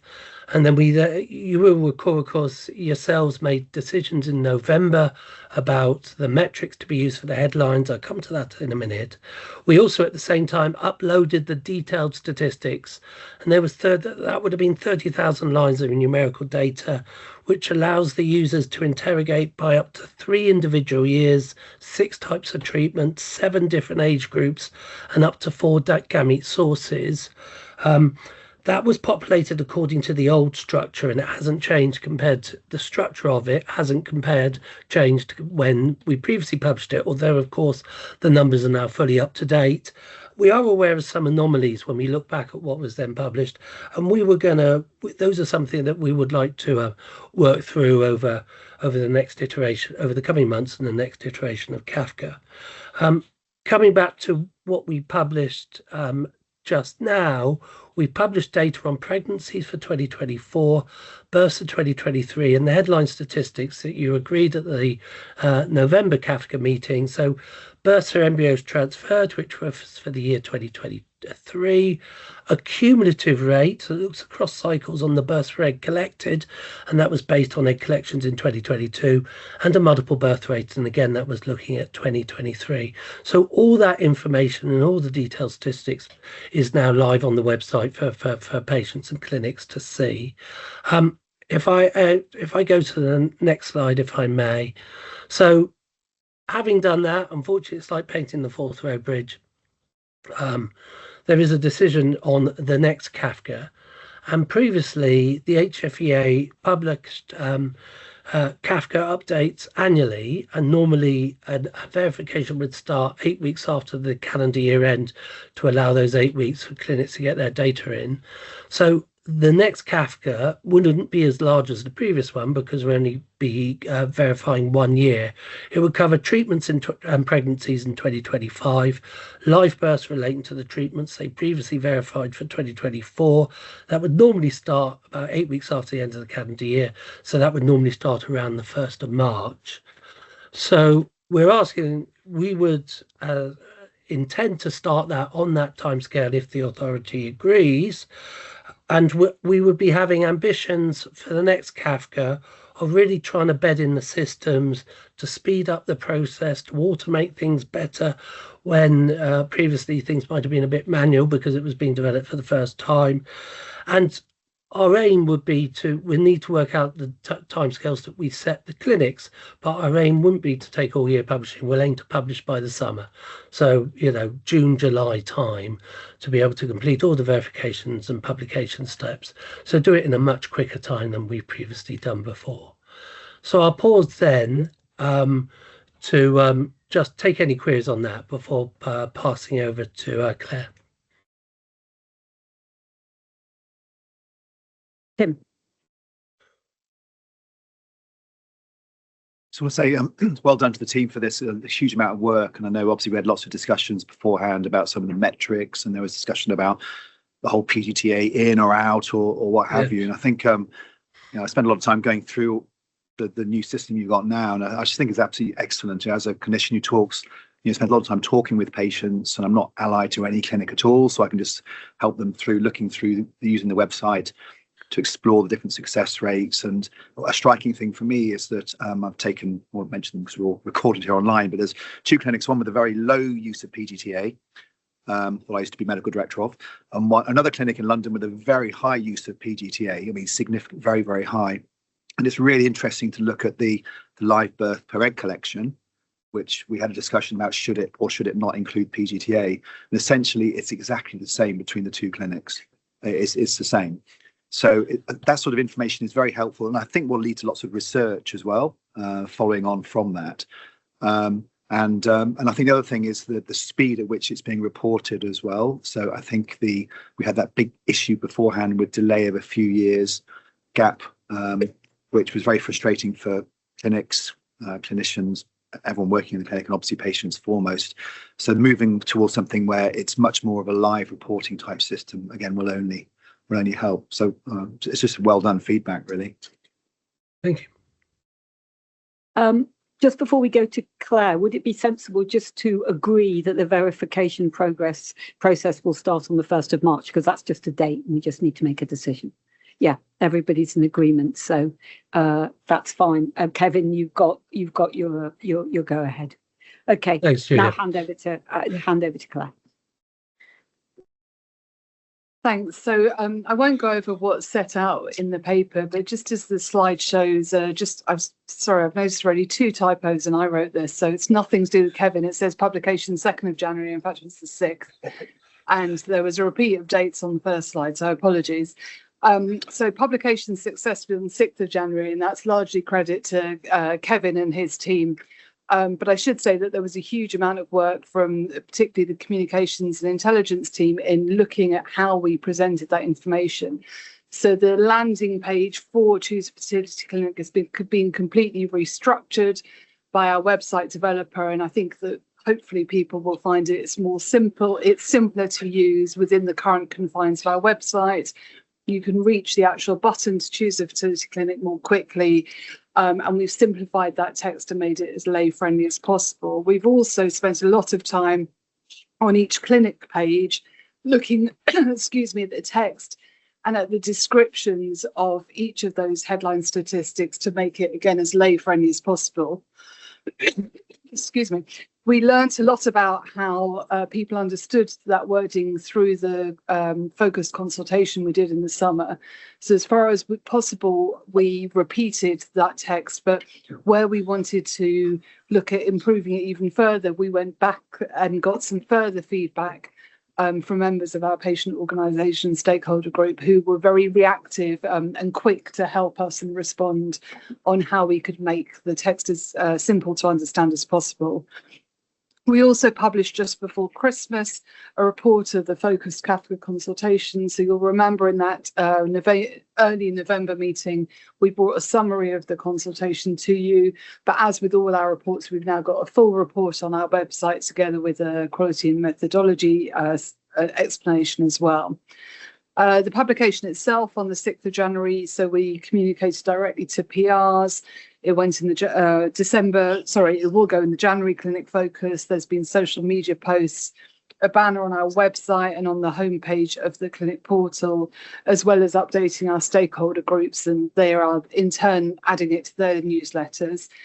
And in the last page of the authority paper, I think you can see some of the statistics there, the really good engagement with CaFC to date. So in the first full week of CaFC, there were over 8,500 views of the CaFC homepage and over 20,000 views of individual clinic profile pages. So I think, if anything, it's credit to Kevin and his team. It's that, once the data has gone out, it is being used. So that's great to see, and we'll continue to monitor that going forward. So that's on the launch. And then, never one to stop there. As the authority have previously agreed, we would get back to where we are with having up-to-date data. And as Kevin said, that in the summer of this year, we plan to publish data for treatments for up to 2025 and births up to 2024. But we've also committed in this strategic period to look, as set out in the paper and in this last slide, about the different information and data sources on our website and whether updating Choose a Fertility Clinic in its current format is the best way of providing that data to patients and the public and other clinics.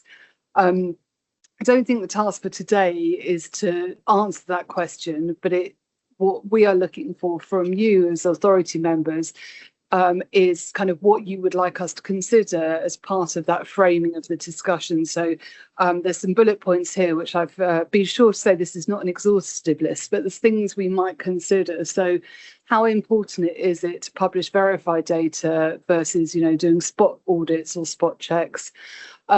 Others, both fertility data sets and other official statistics, publish data where they say, this subject to change, data that's just been thinking of unemployment figures and things like that, they get adjusted over time. No one says, well, I looked at it 2 months ago, it was different.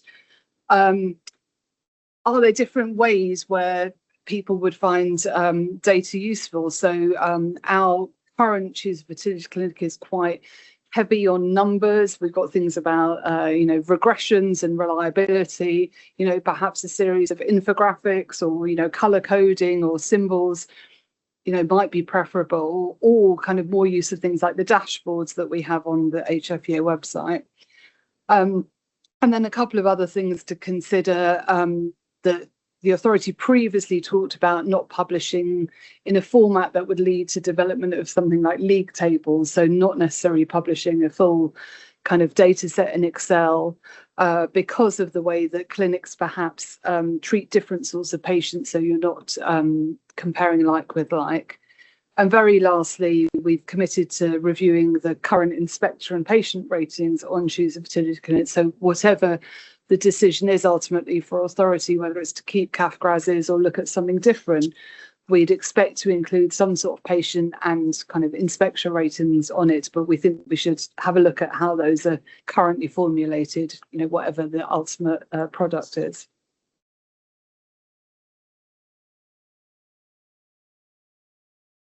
Thank you, Claire.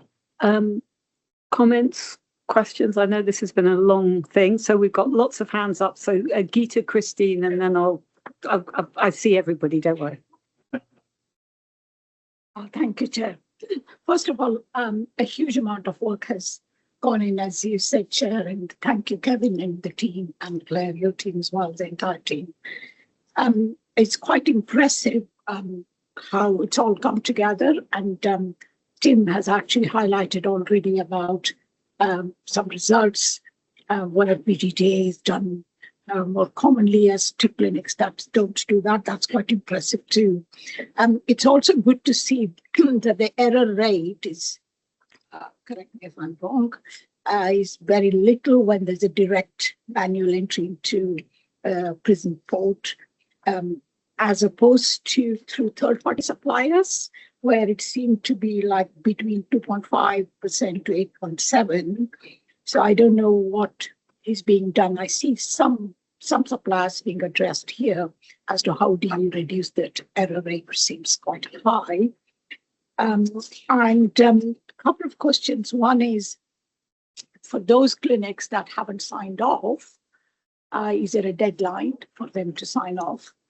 And also, is this going to be on the agenda for the PR event to get more feedback on publication? Thank you.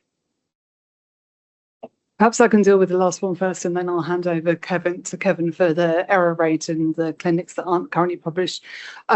We hadn't currently considered having it on the PR event agenda, mainly because we've had kind of very little, or in fact no feedback from PRs since it was published. But there is one of the aims of the PR events to have as much opportunity for PRs to raise any kind of questions or concerns. So we can certainly in any update that, for example, Julia does, it will definitely be there and have an opportunity for PRs to feedback at that point. Kevin, do you want to come in at all?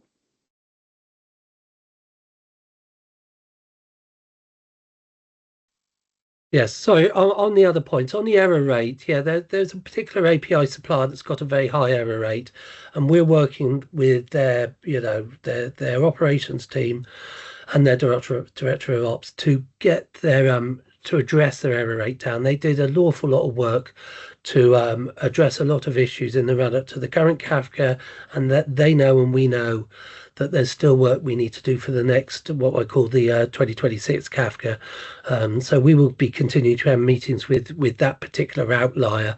In terms of the clinics that haven't signed off, some I think, each one of those will be different. Some relate to the group that I just previously mentioned.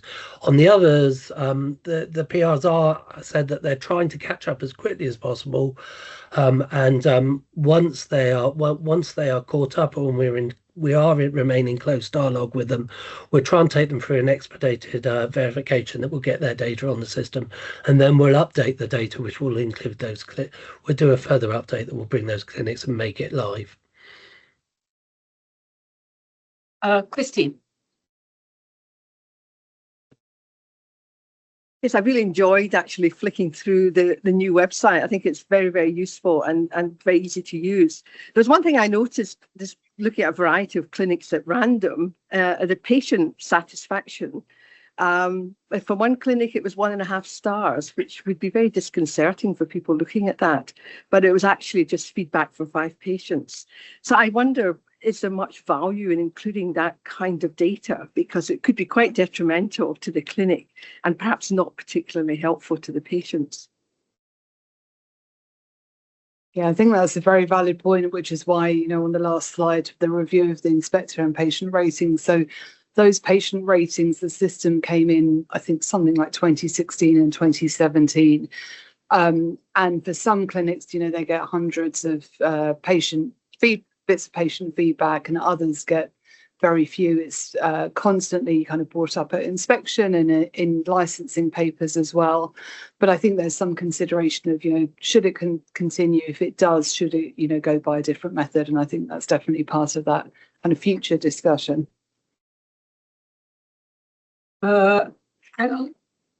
Steve. Oh, okay. Alex. Thank you. Thanks, everyone. Thanks, Kevin and Claire, and echo what Tim and others said about how good it's looking. I had a technical question for Kevin. You might not be able to answer, but you might want to answer by correspondence, and then just some thoughts on the slide that's up, that's in 5.4 in the paper. So I just wanted, Kevin, I was just interested with that influx of users, what the uptime was for the website and whether it went down or at all, and whether we cope with the bandwidth. I would like to get some statistics on that one if I could. I haven't had any feedback back. I mean, just very briefly, from a comms point of view, there was probably about an hour when the website was down when the upload took place. I don't think it was more than an hour and a half. And we haven't had anyone comment, since it went live on time for kind of individuals to download the information. Right, we're not like Ticketmaster then.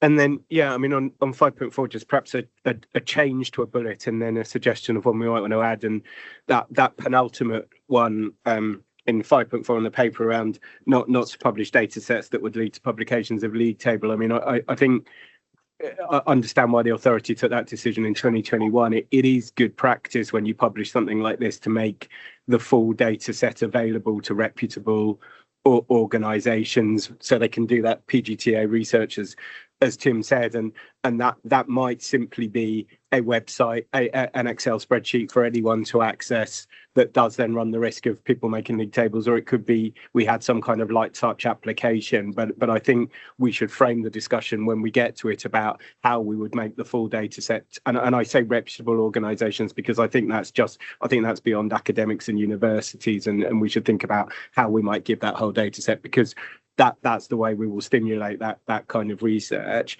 And then the second one I'd suggest we might add to the list for a conversation is whether we would make the full data set available through APIs, so people that have their own kind of patient-facing websites in this area could have the opportunity of including the Choose a Fertility Clinic data. And again, as Peter and I have discussed offline, that doesn't have to be a free-for-all. So that can be a technical solution that you would have some kind of light touch application. We could syndicate that to other people's websites, and then if we felt they were misusing the data, we could simply turn it off. But I'd welcome us having that discussion whether we were interested in doing that. I think we've captured that and we'll bring it back. Catherine.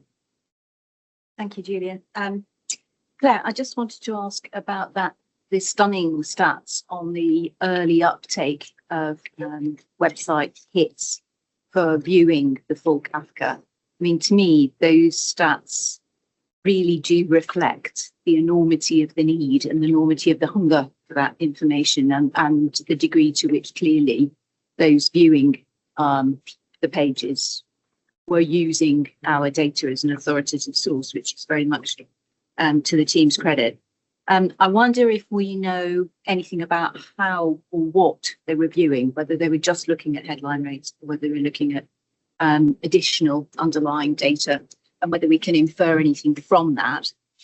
That was my first question. My second comment was about what you've outlined here on, what you've outlined in your bullets on potential considerations for us in reviewing what information we put out. For me, it's not so much what we put out, but the manner and the rationale in which we make those decisions. And for me, I think given that appetite and that hunger, and what we know about the way that users are using the material, I think for me it's three principles that we've got to find a sweet spot when framing however we might come to a review, and that is clarity for a non-informed user, fairness, and the third one would be user friendliness. And just as we did an awful lot of testing with stakeholders when we were coming to the right presentation on add-ons, I think we'd need to do the same here to know what would be most user friendly. And the third point on verification or not, or rather whether we continue to wait for verified data.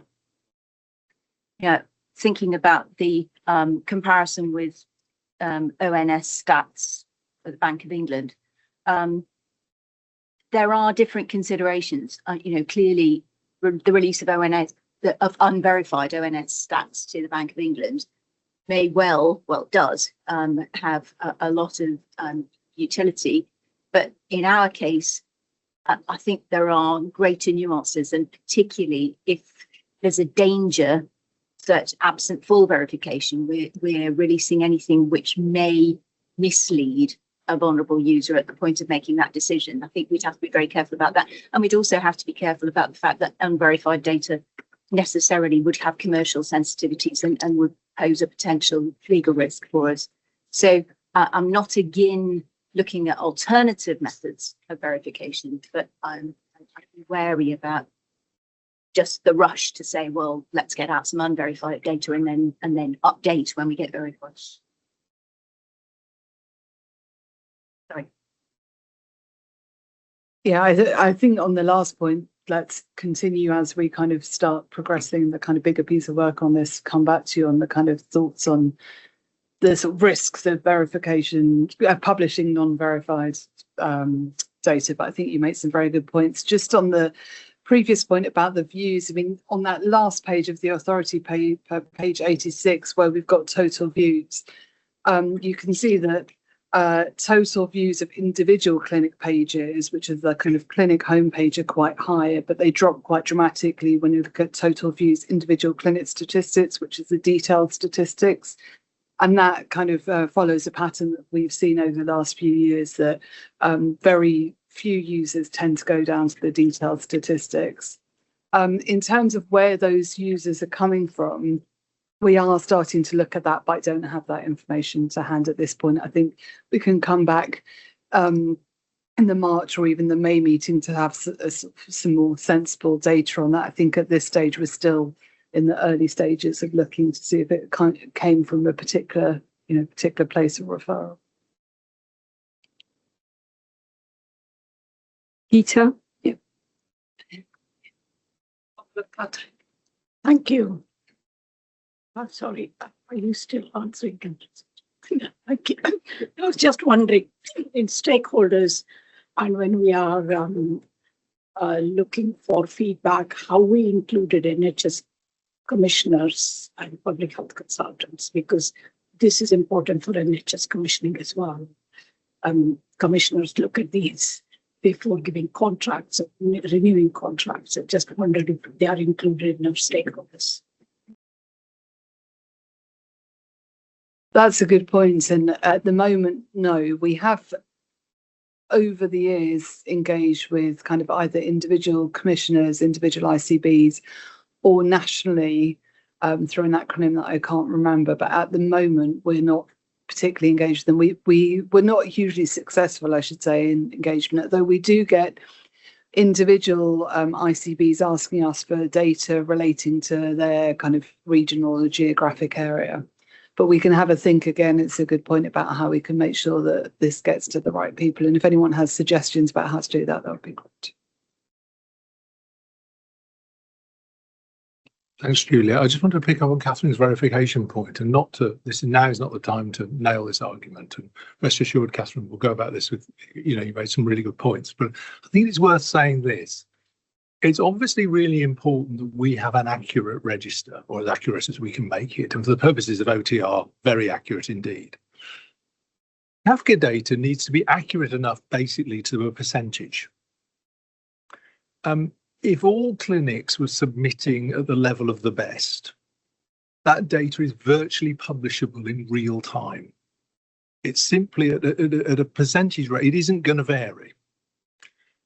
So, part of that is the more we can get clinics to provide good quality data first time, that more that gives us the possibility to narrow the gap between a patient looking for information now, looking at historic data. And obviously one of the great successes of the last launch decision you've taken about the next update is the more we can drag CaFCA data towards the present, the more we buy ourselves some time to do this sort of bigger piece of thinking. But it's entirely possible, I think, to imagine a circumstance in which, if we can get clinic data entry of a better quality and more timely, then questions about verification are good for the register long time, but not necessarily important for clinic level performance data, whether through CaFCA or some other kind of tool. And generally, there's an issue for us to grapple with, which is, and this does go to the ONS economic data point, which is what is the balance between fine detail accuracy and timeliness? And it may well be we could conclude that data that was not quite verified to the nth degree, but more recent, was actually more useful for the basis of thinking about clinic choice, because after all, in the website, one of the things we say is don't obsess too much about small differences. If a clinic says 32 and another says 33 or 4, there probably isn't any meaningful difference between them. And then we sort of fuss about final bits of data verification. There's a kind of contradiction there. So there is, some real scope for us to think quite radically about the timeliness of data submission, how we present it, whether or not we could even design a kind of verification system around timeliness, which encourages more timely data submission. Because, at its worst under the old regime, what we had was poor data being submitted with large amounts of time given for big verification exercises, which is very much the worst position of all. What you want is good data, timely submitted, that you can get out in the public domain as quick as possible. And, there's the scope for us to think about systems that allow us to do that. Equally, absolutely take your point, Catherine, speed isn't everything, and speed that is misleading is no good either. So, but it seems to me over the coming months there is a kind of potential sweet spot we could be aiming for, because we have quite a few clinics that are at first time data entry quality levels of less than 1%. That data is pretty much good to go. The question is dragging the people at 8% into that world, and then we can start to think about timeliness and so on, and also quite radically think about whether we want different ways of presenting the data. Claire's already hinted at a couple. We've already got dashboards and so on. There could be all sorts of different tunes to play about how we actually present that data, or indeed the level of detail, and that's the kind of conversation we want with you over the coming months. I think the point you make, Peter, about data quality versus timeliness of publication is really important. I was reassured to hear Kevin say that your aim is to publish the next CaFCA report in the summer-ish, something like that. So we're looking at pregnancy outcomes some 8 or 9 months perhaps after the previous set of data. That's pretty good. That's a huge improvement over what we've had already. But it is, and I certainly would find it tempting, and I certainly think patients would like it if we could move towards more of a rolling live publication, as it were.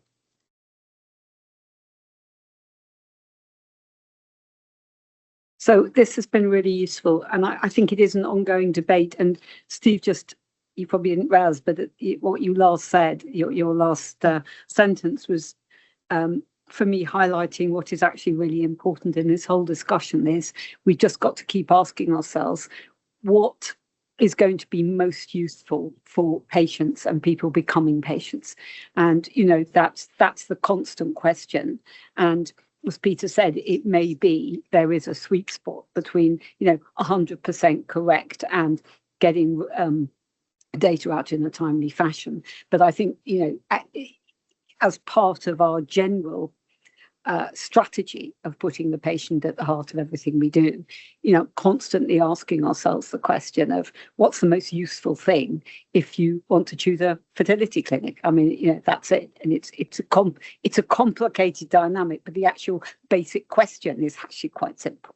So Kevin, thank you very much indeed for everything that you've done on this, because it's been really helpful. And also the team, Rachel and Claire and authority members have been dragged into it and have given their, it's been a real sort of team effort, I think, and really complicated. And it continues to be on everybody's radar, which is good. And I imagine we'll come back to the authority, over this next year in different guises, looking for different things, but it's been really helpful.